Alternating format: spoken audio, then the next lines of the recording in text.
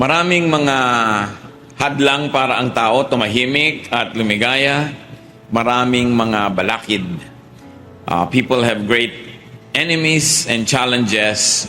And some of them could be depression or insecurity or anxiety. Mga alalahanin, mga kinakatakot na umaagaw ng ating kapayapaan. Ang ating pag-aaral ngayon, pinamagitan natin, Answer to Insecurity and Depression. Heavenly Father, thank you that you're our God who hears prayers. Patawarin niyo po kami sa mga kasalanan namin. Nawa, Panginoon, walang maging hadlang para maunawaan namin ang mensahe ninyo at ito'y mailapat namin sa aming buhay. Nawa, malugod kayo, Panginoon. Hindi lang kami nagtipon-tipon para humingi ng pagpapala, bagamat gusto namin yon.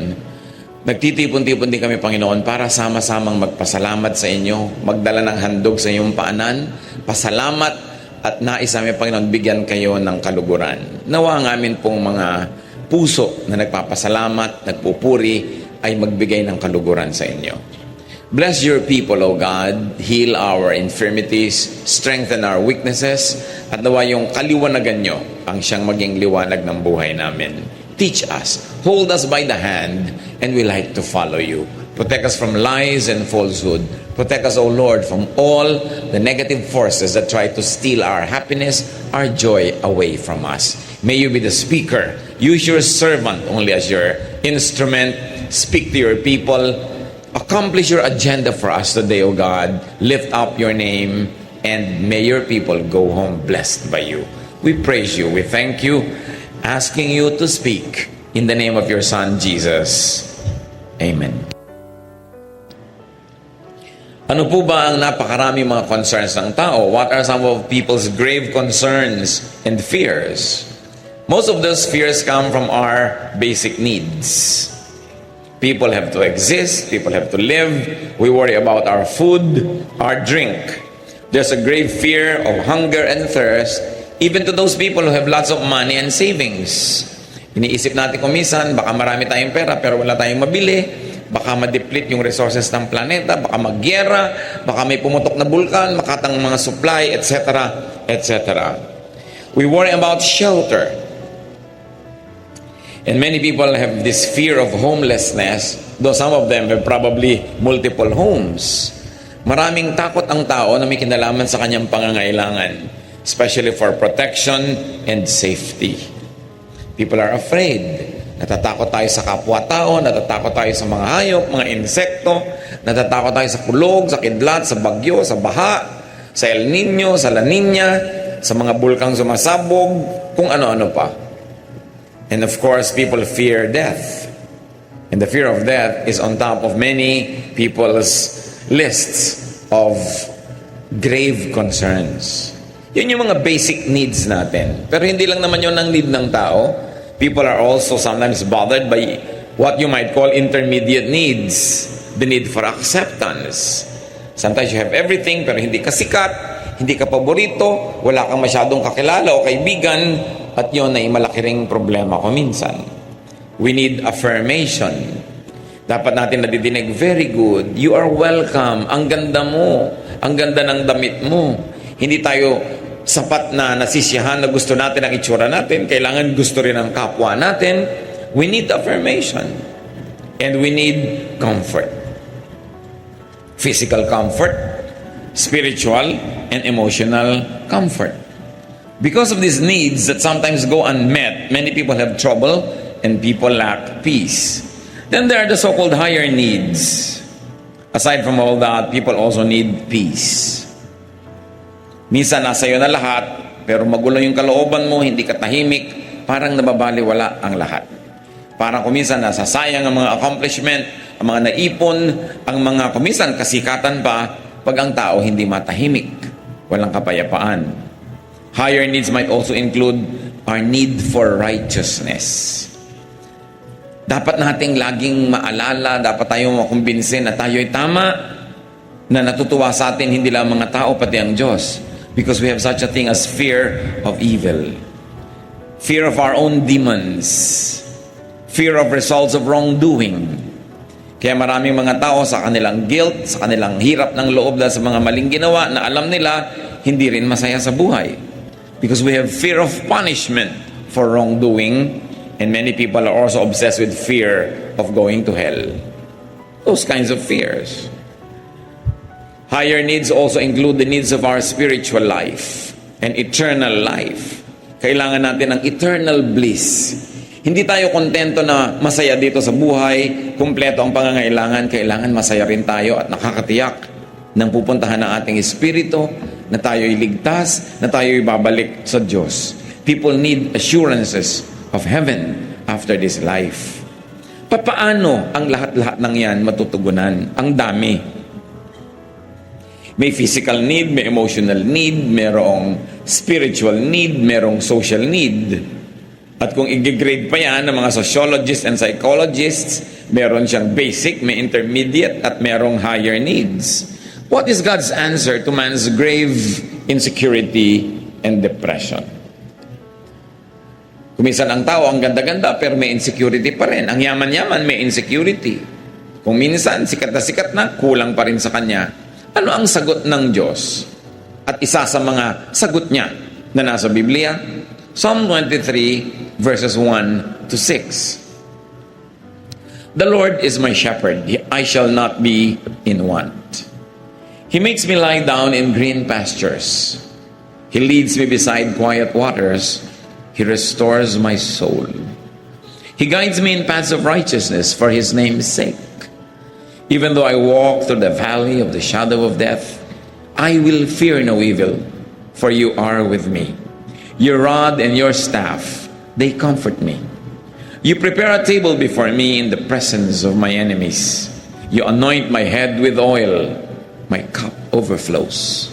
Surely goodness and love will follow me all the days of my life, and I will dwell in the house of the Lord forever. One of the most powerful and famous chapters of the Old Testament, Psalm 23. You can imagine the psalmist nung ito ay binigkas, sinulat, nilikha, at inawit-awit at pinaulit-ulit awitin. Ano kaya ang kalagayan niya?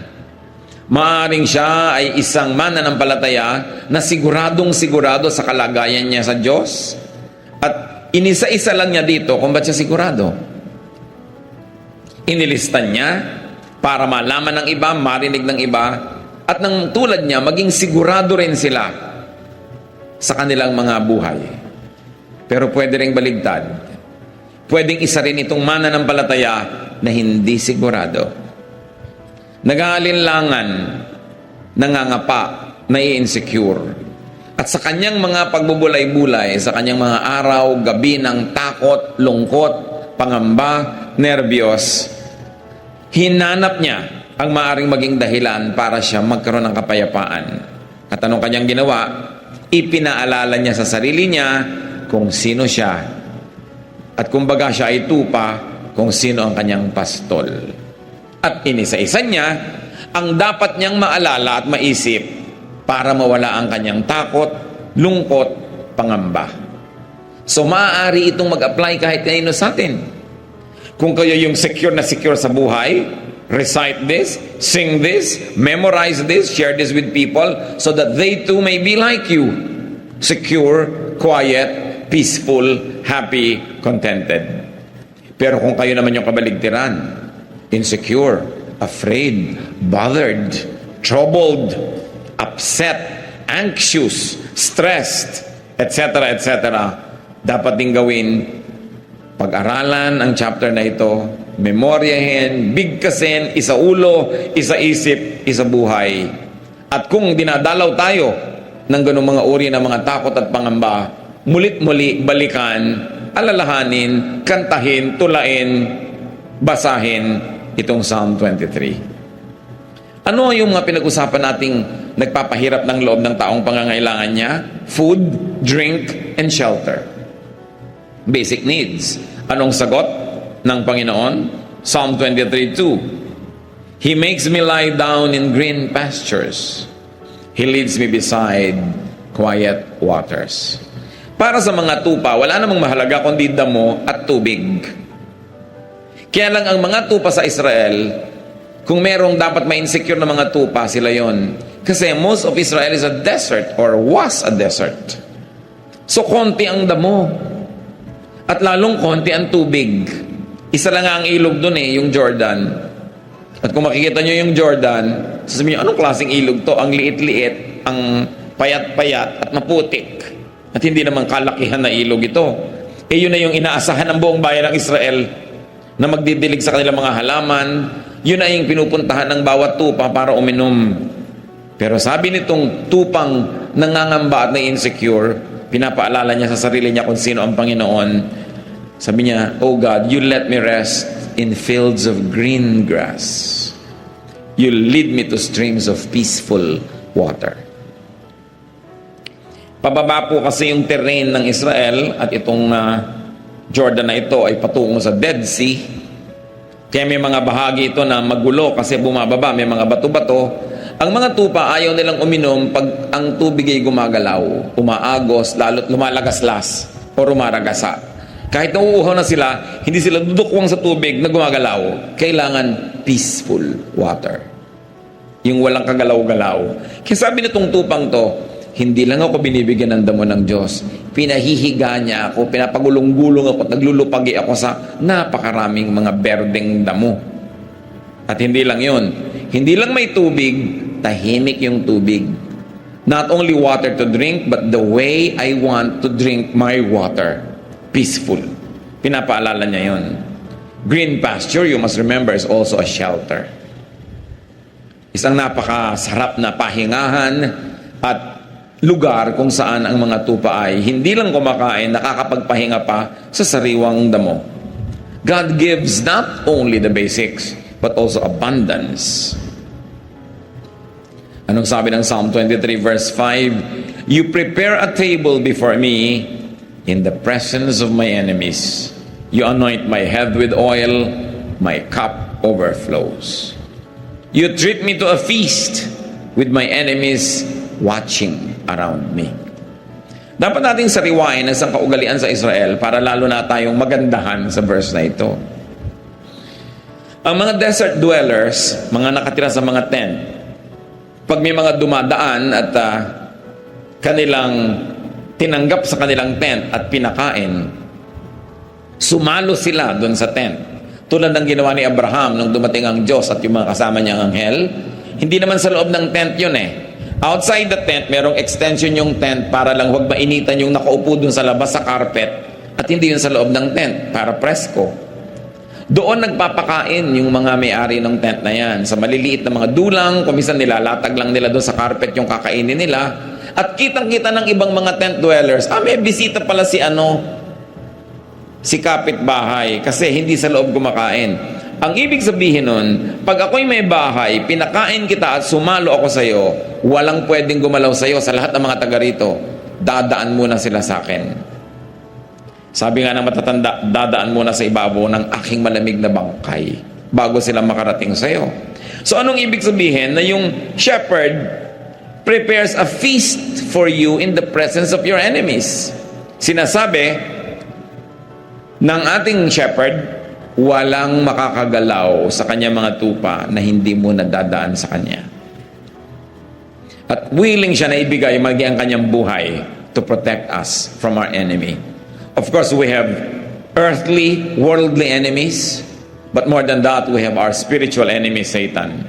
At sinasabi ng Panginoon, our shepherd, mamamatay na muna ako bago mo siya mapatay. At talagang ganun ang ginawa ng Panginoong Jesus. Namatay siya para sa atin. Kaya hindi na tayo pwedeng patayin ng kalaban kasi kinuha na ng Panginoon ang ating lugar at siya na yung namatay para sa atin. Yan ay ibig sabihin din nung sa Revelation, behold, I stand at the door and knock. Whoever opens the door, I will come in and eat with him. Yun na naman ang sinabi ng Panginoon. Eat na naman, kain na naman. Isa na naman kahulugan, pag pinapasok mo ako sa iyong puso, magiging shepherd mo ako. Magiging host mo ako. Ako na muna ang mamamatay bago ko payagan na may mangyayaring masama sa iyo. That is Eastern etiquette. At kakambal pa ng etiquette na yan, yung you anoint my head with oil. Sa init ng disyerto, na halos ikabiyak ng utak at bungo ng mga tao sa init at bitak-bitak ng kanilang anit. Pag dumating ang isang bisita, kung pinapahalagahan ng host, binubusan niya ng konting langis dito sa ulo. Para manariwa ang lakas, ma-refresh. Kuminsan, hindi natin na-appreciate yan kasi yung panahon sa atin, malagkit, ayaw natin ng langis pag nahihirapan tayo at mainit. Pero sa tuyong-tuyong disyerto, napakahalagang bagay nun. At sabi niya, you anoint my head with oil. My cup overflows. So bukod sa binibigyan mo ko ng dangal, dahil binibigyan mo ko ng anointing on my head, pag binigyan mo ko ng maiinom sa aking sasadlan, umaapaw. Again, Eastern etiquette. Gusto natin pag nagbibigay, apaw. Kaya kung minsan meron kang kasama sa bahay, sinabi mo na, konti lang ang iinumin ko, aapawin pa rin niya yun. Kaya mo, binibili natin ng tubig, mahal yan, huwag mong ilagay lahat, aapawin pa rin niya, kasi sanay siya sa etiquette na dapat umaapaw. Kaya sa mga probinsya natin na hindi pa tayo masyadong naiiba at magaganda pa yung kaugalian, bibigyan ka ng pagkain, isang bundok sa plato mo, yung apaw-apaw.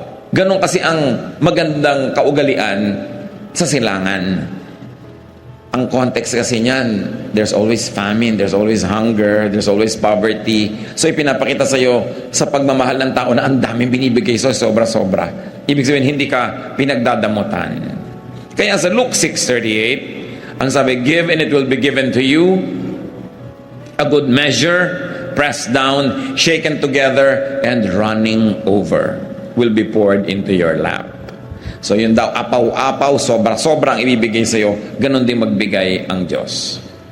What was God's answer through Psalm 23 to man's need for safety and protection? Isa pa yung kailangan ng tao, yung iniisip niya, Psalm 23:1, the Lord is my shepherd. Ang ganda-ganda ng relasyon ng tupa at ng pastol. Kasi talaga po, ang tupa, matigas ang ulo, makakalimutin, at laging naliligaw. Kaya ganun ang tawag sa atin, tupa tayo, at yung pastol ang Panginoon. Ang pastol, kung sila'y naglalakad, pila-pila. Hindi naman pwede sabay-sabay. Kadalasan dumadaan lang sila sa makikitid na mga landas. Dumadaan sila sa mga bukid na may tanim dito, may tanim doon. Kaya kailangan sa gitna lang sila dumaan. O kaya sa gilid ng bundok na pwede ka mahulog. Kaya isa lang linya. Either ang shepherd nando sa una, susunod sa kanya yung sumusunod, at yung kasunod, sumusunod. Kasi ang mga tupa, sumusunod lang kung sino yung nasa una. Kaya yung mga nandaraya, pupunta dun sa una, ililigaw yung mga tupa, naliligaw lahat. Di ba ganun din sa spiritual life? Sumusunod ka dun sa umuuna, yung nagpapauso, yung pinaniniwalaan mo, ang dali-daling iligaw ng tao. Pag hindi ang Panginoon yung nasa una.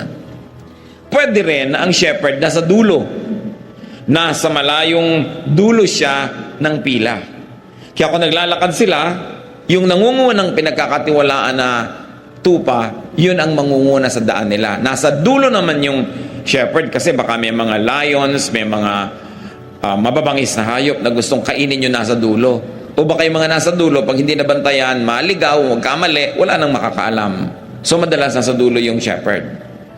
At pagka dumadaan sila halimbawa sa mga parang maisan o taniman ng trigo, yung mga tupa kumisan, kumakagat-kagat doon sa mga prutas doon, kumakain kayo na hindi dapat, nakikiraan lang sila. Yung shepherd, may bato yan, babatuhin niya sa malayo, tatamaan naman si tupa. Maaalala nito pa, ay oo nga pala, hindi ako dapat magmerienda dito, hindi ito amin. Tutuloy na siya. At yung shepherd, di ba ang tungkod doon parang question mark? Kasi pag may lumiliko na tupa, hihilahin niyo yung leeg, babalik ka, nahihila ka na gano'n, sakit, pero babalik ka. Ganon din tayo. Pag naliligaw ng landas, hinihila ka ng Panginoon, masakit. Para sa, ay, pinapalo yata ako ng Diyos. Hindi ka pinapalo, hinihila ka lang nung kanyang, tungkod na nakaliko talaga yung dulo. Yun ang purpose nun. Ayaw mong masaktan, stay in line. No? Huwag kang lumiko sa kaliwa, sa kanan, diretso ka, at hindi ka mahihila ng ganon. So, ganon yung relasyon ng tupa. Ito pa, ang shepherd. Pag may sasalakay ng mga wild beasts na gustong kainin ng tupa, yan ang humaharap. Kaya yung tungkod niya, yung rod and staff niya, hindi lang niya pang disiplina yun sa tupa, panglaban naman niya yun sa mga leon, sa mga mababangis na hayop, para i-protect niya. And it is not unusual for a shepherd to die for his sheep. Yun yung relasyon. Ang shepherd, pagka gabi na at matutulog sila sa isang lugar, pag umagang-umaga na at aalis na sila, meron siyang sipol o kanta o huni, madidinig ng mga tupa niya yon, susunod na sila at lalabas. Bakit? Kasi po, pagka ang mga tupa ay nandun sa desert, hindi lang naman sila ang tupa sa balat ng lupa. Marami pang iba. Marami ring ibang shepherd. So sa gabi, inaabot sila ng gabi siyempre sa mga ilang na lugar. Saan sila matutulog? I have seen some of these structures in Africa na maaaring kamuka ng mga nandoon din sa Israel, na merong mga matataas na mga tinik, yung mga matitinik na mga sanga, iniipon niya ng mga katutubo, ginagawang parang bakod. Bilog, meron lang gate. Yung mga baka o mga tupa na nanginginain kung saan-saan, paggabi doon sumisilong para itong hotel ng mga hayop. Merong siga sa gitna, merong fire, kasi ayaw lumapit ng wild beast sa fire. At hindi sila agad-agad makakasalakay kasi may matataas na bakod nga ng mga siit-siit at mga tinik-tinik na inipon.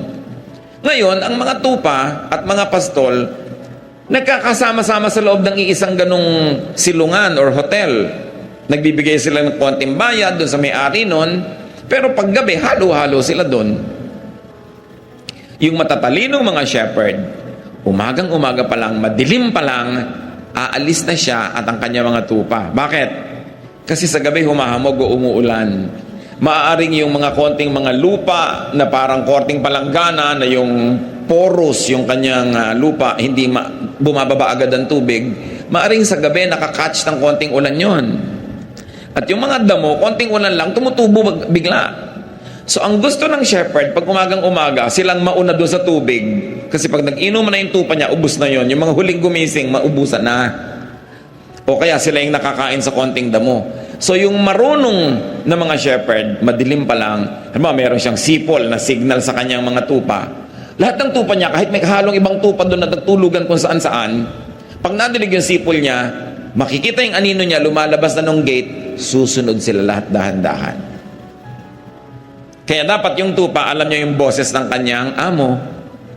At yan yung sinasabi ng Panginoon na mag-ingat kayo, hindi lahat pastol. Some come to steal, to kill, to destroy.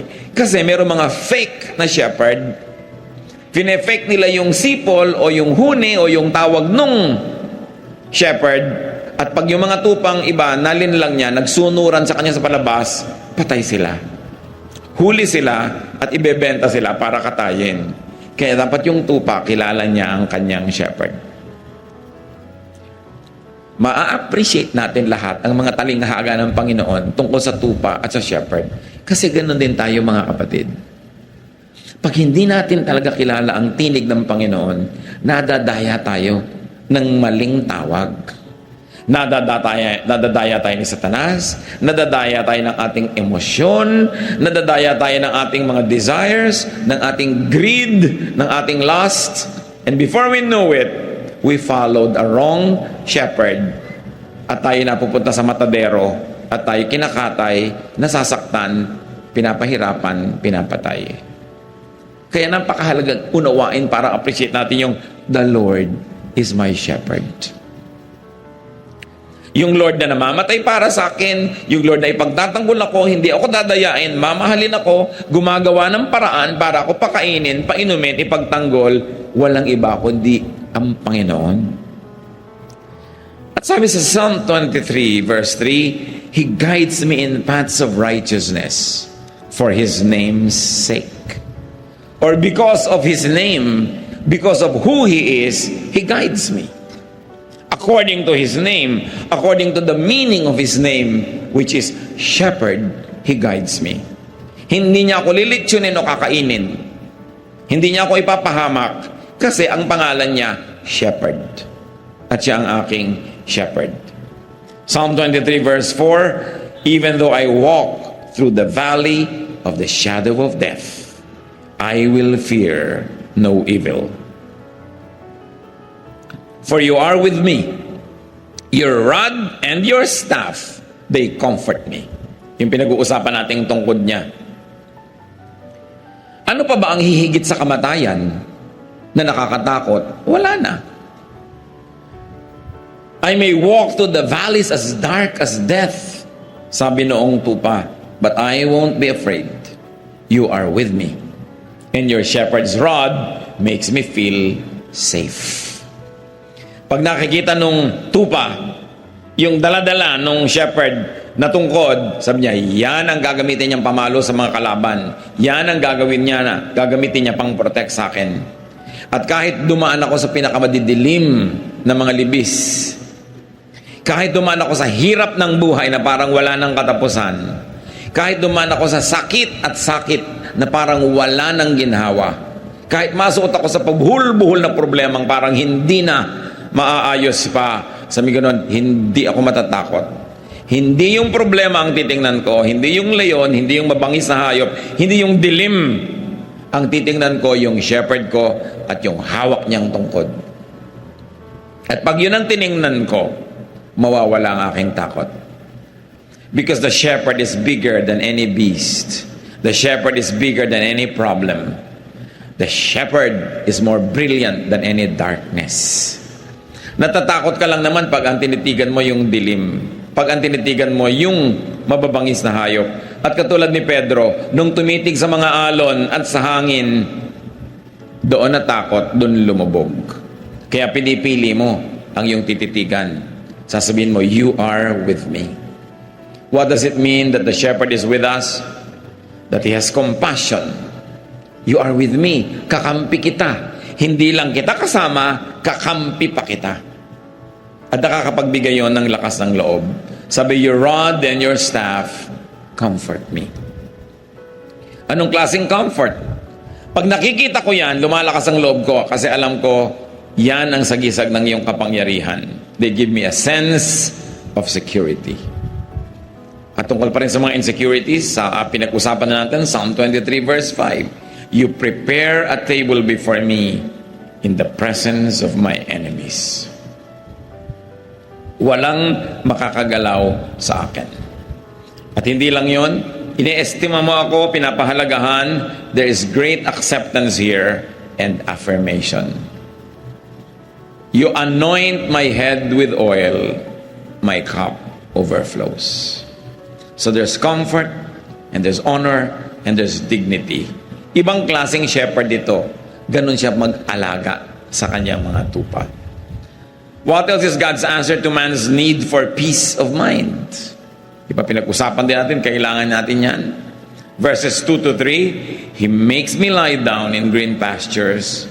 He leads me beside quiet waters. He restores my soul. He guides me in paths of righteousness for His name's sake. Kailangan natin yan to restore, to be restored. Yung mga nervyos, humupa. Yung mga takot, mawala. Yung mga pangamba, maalis sa ating buhay.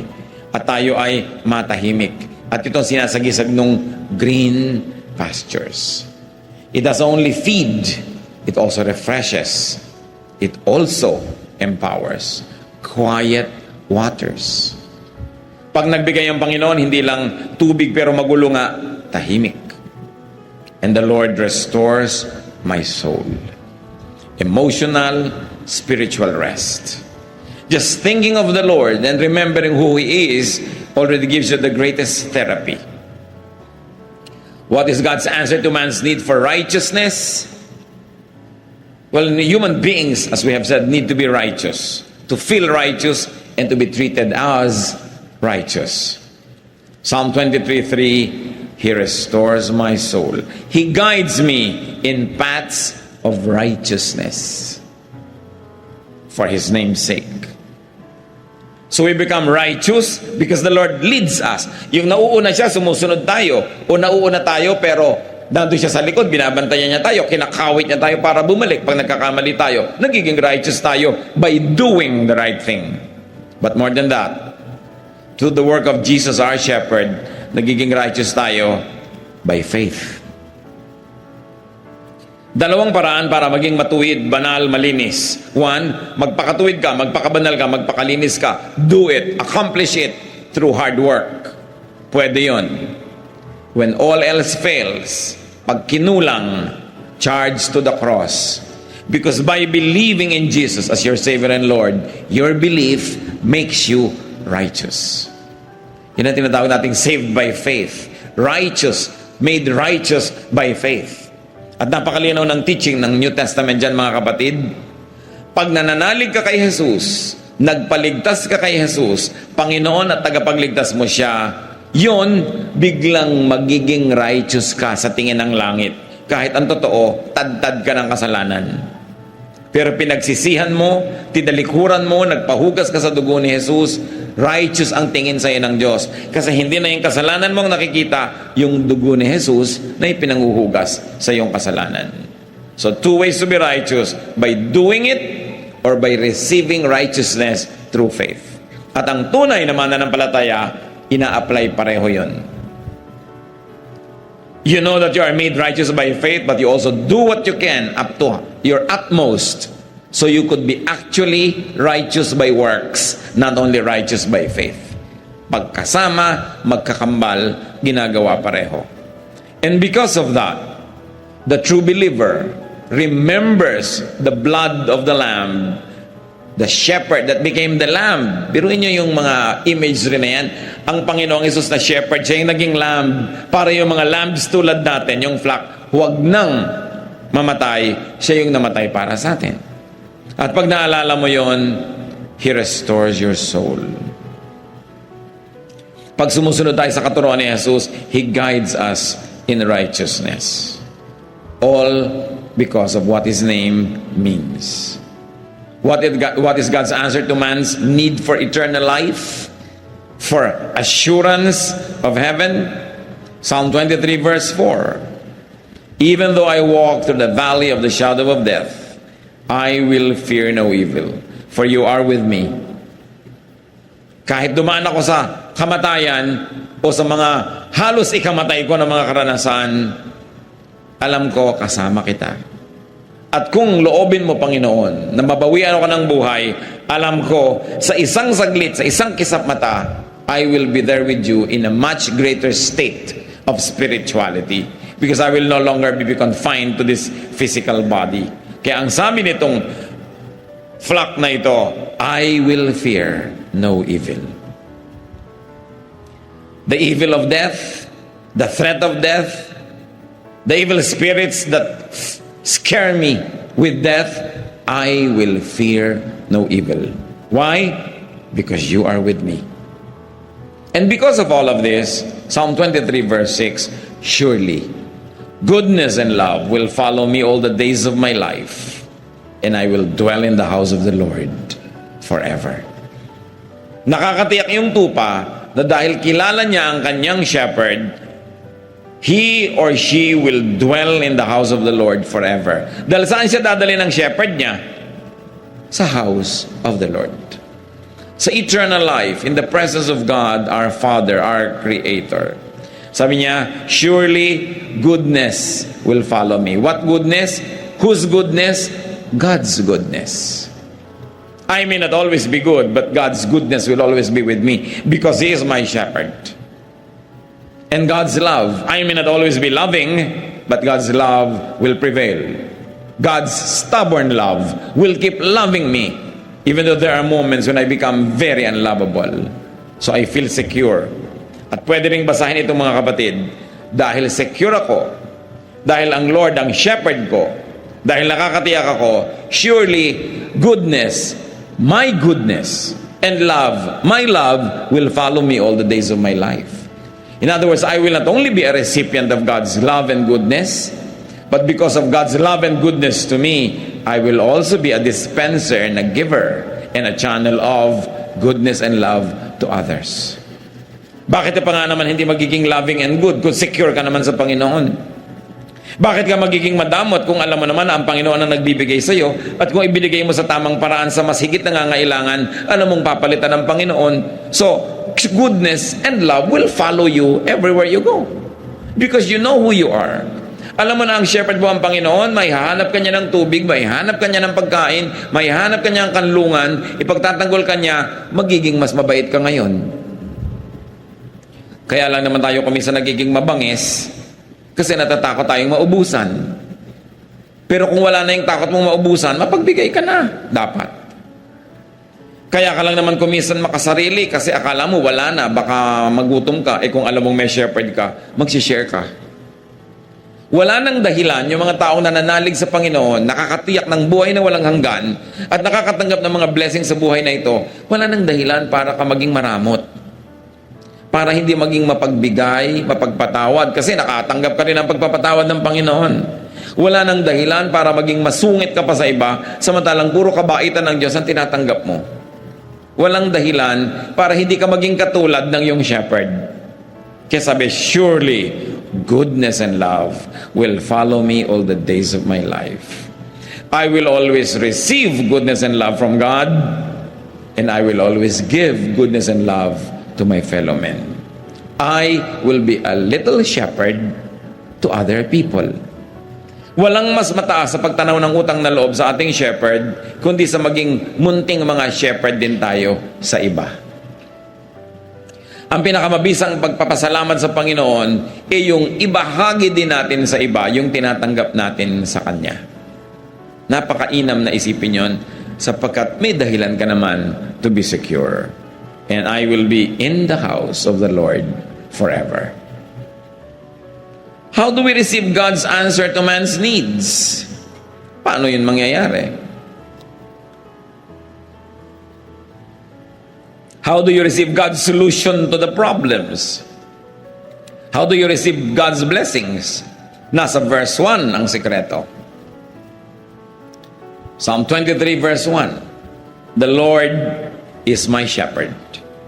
I shall not be in want. So you don't want these insecurities? Or you want them minimized, removed from your life? Or if you are not having these insecurities now, you don't want them ever?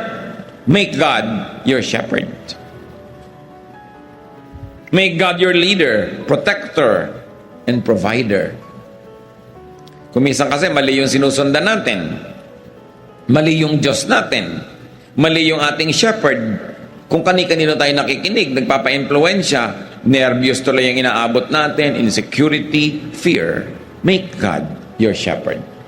He will not be automatically be your shepherd. You've got to invite God. Sabi niya, I stand at the door and knock. Whoever opens the door, I will come in and eat with him. Para yung rule na if P then Q. If the Lord is my shepherd, then I shall not be in want. When hungry or thirsty, in a physical, emotional, or spiritual way, when broken or afraid, when you walk through your valley of the shadow of death, when alone or lonely, when troubled or anxious or depressed, ask the Lord to be your shepherd. He is only a prayer away. Kung minsan malakas ang loob mong pumunta sa isang lugar, biglang nalaman mo na lang, na-trap ka na pala, isa na palang dark valley. Call on God. Ask Jesus to rescue you. Tulad ng ginawa ni Peter nung lumulubog na siya doon sa tubig. Dati naglalakad siya, pero lumubog. Sabi niya, Lord, save me. Kung kayo ngayon ay nasa isang valley ng buhay nyo, ask God to hold you by the hand, to be your shepherd, and to take you out of that mess. Because God promises to be there. Huwag kayong kakapit sa patalim. Sabi, nagigipit ako, kakapit ako sa patalim. Bakit ka kakapit sa patalim kung nandiyan ang kamay ng Panginoon at inaabot ka? Bakit ka magre-resort sa mga paraan na hindi maka-Diyos? Magulo, mahirap. Lalong lulubog ka at lalong sisikip ang mundo mo at lalong magkakabuhol-buhol ang problema mo. Pag nagigipit ka na, namang problema ka na, it's high time to remember that the Lord is your shepherd. At hindi bagay sa mga tupa ng Diyos yung nagugutom, nauuhaw, nakakagat-kagat ng ibang mababangis na hayop, Kasi umaalis sila doon sa grupo. Kaya dapat stay together. Kaya ang gusto ng Panginoon, fellowship. Do not neglect the fellowship. Attend church, do Bible study, worship together, pray together. Kasi pag humihiwalay ka, naaakit ka ng mga mababangis na hayop na pag malayo ka na sa grupo, malayo ka na sa protection, nalimutan mo na kung sino ka, madali ka na nilang kainin. So ang dapat lang gawin, kung meron man sino sa atin na nalalagay dyan sa dark valley, magbalik loob. Bumalik sa Diyos. Tumawag. Dahil yan ang pinakamadaling tawagan sa lahat, ang ating shepherd. Hindi nagiging busy. Always ready, willing, and able. Ask the Lord to be your good shepherd. John 10:14-15. I am the good shepherd. I know my sheep, and they know me. Yun yung binabanggit ko sa inyo kanina. Intimate. Alam ng sheep yung boses ng shepherd niya. Just as the Father knows me, and I know the Father, and I lay down my life for the sheep. If the Son of God, the King of Kings, is your shepherd, bakit ka may insecure? Ba't ka nanervyusin? Hindi mo business na mag-provide talaga ng damo yung shepherd mo ang naghahanap nun. Pero dapat ang business mo sumunod sa kanya dahil doon kanya dadalin kung nasan yung damo. Dapat kang sumunod dahil dadalhin kanya kung saan merong quiet waters. At kung dumadaan ka sa isang deep dark valley, lalong dapat kang sumunod sa Panginoon dahil tanging ang pagsunod sa kanya ang pag-asa mong makaalis sa madilim at mapanganib na lugar. Pag magulo na ang buhay, huwag na mag-iisip ng solusyon na pampagulo pa. Sometimes may mga quick fixes. Merong mas madaling solusyon, pero madali lang yon ngayon, bukas may mabigat na bayad. Mabuti nang mahirapan ka ngayon sa tamang solusyon, pero bukas, palapit ng palapit ka sa solusyon ng problema mo, hindi palayo. Kailangan, the Lord is our shepherd. So follow the shepherd. Follow Jesus. Spend time, fellowship with the Lord. Dapat na pinaprioritize natin yung ating quiet time, prayer time, Bible reading, our Bible study, worship, service. Alam niyo kung kailan niyo nakaka-fellowship si Jesus? When you serve. Because Jesus is a servant. Sa niya, I came to serve, not to be served. So when we are serving, when we are doing God's work, we are side by side with Jesus. Sabi niya, my food is to do the work of Him who sent me. One of the best ways to fellowship with Jesus is to do the work of Jesus. Because you will be in the same team. Be the Lord's flock, and He will be your loving shepherd. Kung ayaw mo magpa-shepherd sa Kanya, di Kanya pipilitin, but you pay a heavy price. Nasaan tayo ngayon mga kapatid na estado? Tayo ba flock na ni Jesus? Tinanggap na ba natin siya bilang Panginoon at tagapagligtas sa ating buhay? Kung hindi pa, huwag niyong sayangin na sandali. Sa isang prayer na time-team, personal, at pwede niyong gawin ngayon. Accept Jesus into your heart as your Savior and Lord. Imbitahan niyo siya na maging Panginoon at tagapagligtas. Ask to be forgiven of your sins. And then invite Jesus into your heart to be your King, your friend, your shepherd.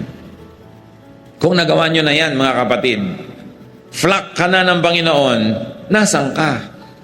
Ikaw ba yung naliligaw ng konti ng landas, kakain-kain niya sa gilid-gilid, lumalakad na yung grupo, naiwan ka na, because you became busy with things that God did not want you to be busy with. Dapat, magising ka at bumalik ka sa grupo. Konting-konti na lang, sabi sa Bible, the devil prowls around like a roaring lion looking for someone to devour. Kung ang Satanas ay parang leon na nagbabantay at nagmamatsyag, pumipili, humahanap ng kakainin niya. Sa palagay nyo, ang pipiliin niya yung ang lapit-lapit kay Jesus. May hawak na rod yun. Niya, itong babaeng itong nakaasul, medyo malayo-layo. No? Ito ang madaling kagat-kagatin, wala itong proteksyon. No? Nasa gilid-gilid. Ang lalaking itong nakapula, pwede ito. Ang babaeng itong naka-Adidas. Alam niyo ba na kahit ngayon nakabantay si Satanas? Nag-aantay siyang malingat kang malibang lumayo. Kaya yung iba makakagat, o maalala na may grupo siya, siyempre hihilahin ni Jesus pabalik, masasaktan, pero nababalik. Yun ang pinakamasarap na sakit. Yung sakit dahil nababalik ka sa pila, sa tama mong dapat kalagyan. So meron naman ng mga tupad na nalalaglag pa sa bangin.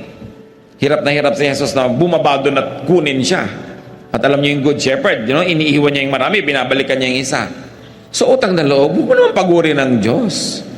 Huwag ka na lang lumayo, no? Para hindi ka na pagpaguran na hanap-hanapin laging nawawala. So ang challenge mga kapatid, dalawa lang. Tupa ka na ba ng Panginoon? At sinabi ko na, kung hindi pa, magpatupa ka sa Kanya. No? Maging siya ang iyong pastol. At kung siya na talaga ang pastol mo, natanggap mo na siya, suriin mo lang kapatid kung nasan ka ngayon. Kasama ka bang naglalakad? Tumatawag ba siya? Inaantok ka pa, sipol na siya ng sipol, ayaw pang bumangon. Aalis na yung grupo. Nakikinig ba tayo? Nagpapapigil ba tayo kung pinipigil? Sumusunod ba tayo pag pinapasunod?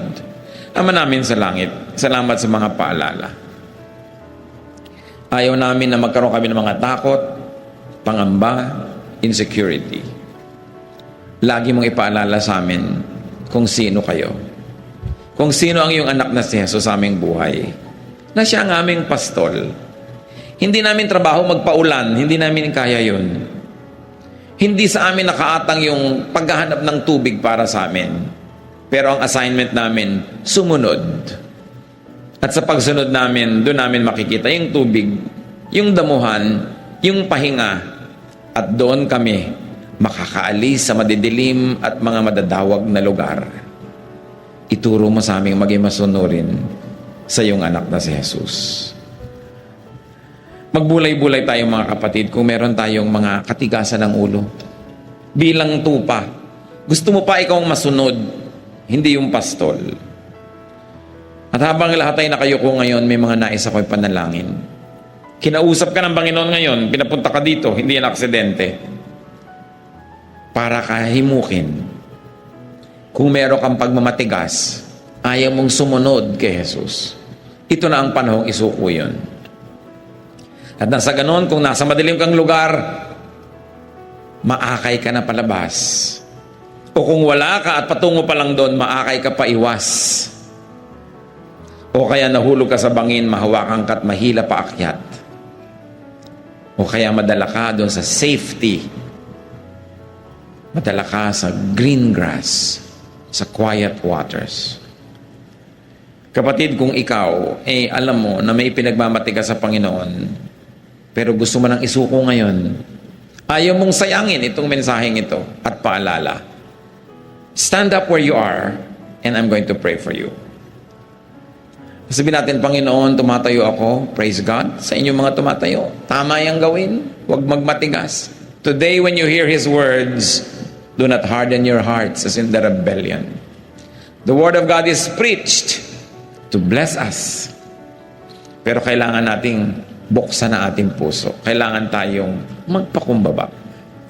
So kung sino pang nais tumayo at nagsasabing, Lord, alam ko na kinakausap niyo po ako.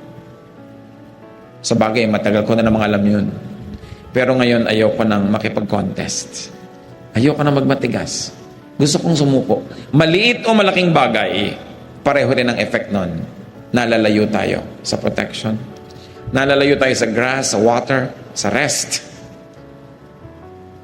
I'm going to pray, whoever would like to stand. Ama naming Diyos, maliit na bagay na tumayo kami, pero ang laki ng kahulugan. Pagpapakumbaba, pag-amin ng aming makasalanan at paglabag sa kalooban mo. At higit doon, sa pagtayong ito, nagpapasako kami muli sa iyo. Gusto namin uling makasama nung flock mo sa lahat ng bagay. Na kung naglalakad, the same speed, the same direction. Sumusunod, tumatanggap ng pagpapala at proteksyon. At higit dyan, Panginoon, nakakapagbigay kami ng lugod dahil sumusunod kami sa inyo. Sa pagtayong ito ang amin dinedeclare. Mga kapatid, sa ilang saglit, ihingin nyo ng tawad sa Panginoon ng katigasan ng ulo at isuko nyo mismo ngayon sa Kanya. Ibigay nyo sa Kanyang paanan ang alam nyong dapat nyong ibigay sa ilang saglit ng katahimikan.